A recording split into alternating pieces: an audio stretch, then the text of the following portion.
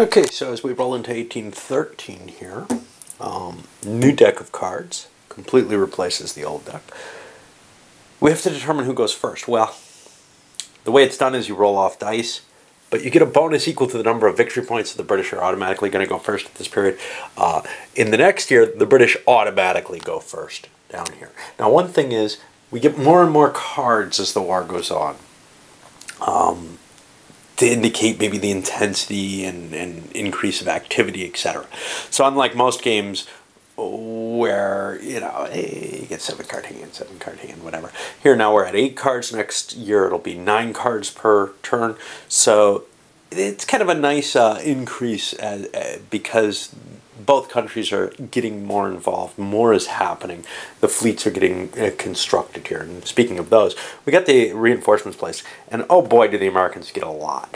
The British get a little pile up here in Quebec. And some others, mainly naval leaders. But the Americans get a pile here at Fort MacArthur. And another small pile under Wilkinson at Albany. Bonus leader under Brown over here at Sackett's Harbor. The English get another land leader too, I think. Well, they get Drummond up there. The other thing that shows up, though, is the navies.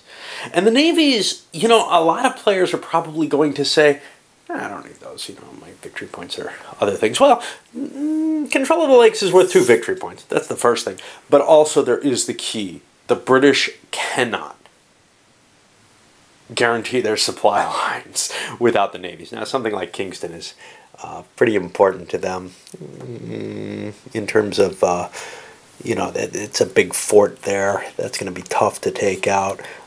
The other forts, they're going to be hard to take out because of the extra strength points there.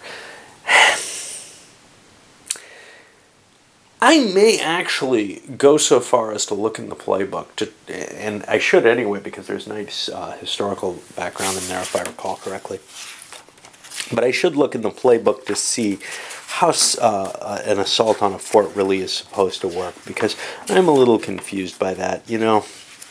If you throw that extra strength point into defense, well, it doesn't make any sense if there are no troops there at all. So it kind of doesn't really fit well to my understanding of the rest of the rules of the game. They almost seem tagged on without a great deal of a sense for me. And then also this determination of whether or not you can whether or not and when you use the letter for the fort. I've got some vague idea that I distilled when I read through it, but they're not as clear as they perhaps can be, and I feel like I have to dig that up. Alright, well, let's get started and see what the Brits open up with. Well, there was nothing in the play aid, but it's pretty easy from the procedure. There have to be troops there to defend the fort for it to work, and if the space contains a fort, the defender adds the fort's value to the defending side's combat value. I don't think this made a lot of difference here, and Indians wouldn't get that advantage. I don't think it made a lot of difference. I'm going to let things stand, obviously. I'm not going to go back and try to fix things, but I do have to kind of keep that in mind. That is a significant defensive advantage when you're talking about the bigger forts. 4 points, maybe not so much. 2 points, 1 point probably won't make a difference. It may break, it may be able to break the combat odds and give you a 1 point switch. But if you've got decent sized armies facing each other, even a 4.4 probably isn't that big a deal in terms of the extra strength it's going to add. Alright. I really do want to read those designer notes and player notes. There's definitely historical information there. The rest of it, well, it's like normal playbooks. You got your scenario and the examples of play, which, maybe might help me catch an understanding of a role that I didn't get otherwise, but maybe not. I don't know. It seems to be very focused on specific things, unlike some of them that give you this, yeah, here's the first turn to give you an idea of how the game plays out. So, either way, I generally tend to ignore those things. Alright. On we go. Well, actually, the first thing before I start playing those cards, I get to shift some of these out. This poor thing has no guns, so I've got to be careful, because it is possible that the Americans could go out and just sink it without much problem. I've got these, I've got naval leader now under Barclay out here, and I'm going to throw all my ships out there. I don't think I'm going to be doing any naval action that doesn't require that. And these two ships that I probably can't do much with anyway. Alright, well, onward we go. Okay, to open things up, the British played a campaign, moved Drummond down into the general region of the lakes, and they shifted Brock around and gathered up a bunch of the troops around him by just moving him his 6 movement points. He can pick stuff up as he goes. The Americans responded with incendiary action. They burned Fort Erie. Now, Fort Erie is worth 4 victory points, and they had 4 victory points for that. They gained 2 victory points, but essentially Fort Erie is gone now, so they lost 2 victory points net for that. But it means now that Rensselaer is available to march somewhere else and do something else. This is one of the interesting factors of the game, is that you can destroy valuable areas. You lose victory points for them, but you no longer have to garrison them, so it's kind of cool for that. The Americans are fighting themselves. That campaign put them in kind of a tough position. Now, the Brits keep drilling Prémont's troops, or Prevost's troops here, into better shape, which gave them kind of a pass. Otherwise, they're afraid that Dearborn's going to get attacked. Of course, they can let the Brits push Dearborn back. There's no real desire to hold the ground to defend in any case in this game. You can almost always fall back. The only real danger is, well, that somebody might play an incendiary action or burn Buffalo or something like that. So instead they slipped Rensselaer up to Lewiston, feeling that that was a better position. Now this is kind of dangerous because Brock could move down 1, 2, 3, 4, 5 into Buffalo, and there's nothing you can do. There's no interception, nothing like that. So it's kind of a risky situation, but you also don't want to have your troops in the open, as it were. You don't want to have them so that they can be chased out of valuable territory. And you kind of want it to get up to Niagara, but he can't quite make it there. But he's got so many options. He's got these Kentuckians that he wants to bring into the fray here. He's got Wilkinson he wants to bring up to join Dearborn. Hard choices. He's got boats he needs to build. Just so many different things that you really have a tough time figuring out which one you want to do. Okay, well, while the Americans have been building some boats here and here, the Brits have been pushing their way down, and they spent the surprise attack on Fort Niagara card in order to help do this. Prevost pushed all the way down to Albany. Dearborn's just been retreating in front of him. You can see this huge supply line, and these are big units in some cases that he's leaving behind, or high-quality units. Those are his choices. Does he want to leave behind his lead guard units, or these kind of crappy, well, not crappy, but they're regulars, big regular units? Does he want to leave them behind? I don't know. But he wants Albany, and he wants it bad, because once he has Albany, then he can kind of look at the reinforcements that the Americans are going to be getting. It's kind of, in a way, cool that there's 2 reinforcements sheets were included in my game. I don't know if that was a mistake. 2 for each player. So you can kind of look over, well, what's going to happen in the summer and autumn? There's a big force coming in at Albany. So by holding Albany, I'd cause problems for that force. So very clearly, the Americans do want to beat the Brits up there, or else they won't be able to receive their reinforcements. And then the Brits can start concentrating elsewhere. They already have control of all the lakes. It's looking pretty bad for the Americans. Let me fight out this battle and we'll see what happens. Okay, well, the Brits, and I'm using the divisional marker because there is a big pile there, although it's not really any bigger than what Dearborn has, so what the hell. It was bigger. Have made it down to Albany. Both sides played inspired leadership. Those canceled out. In effect, the battle was at a +1 because of the British being able to put a superior unit on the line. The roll of 8, that came out to a 9. The defender retreated with no real effect. So now Dearborn's in Schenectady, but he can't attack Albany easily. That's a painful factor, and he obviously can't stay here either.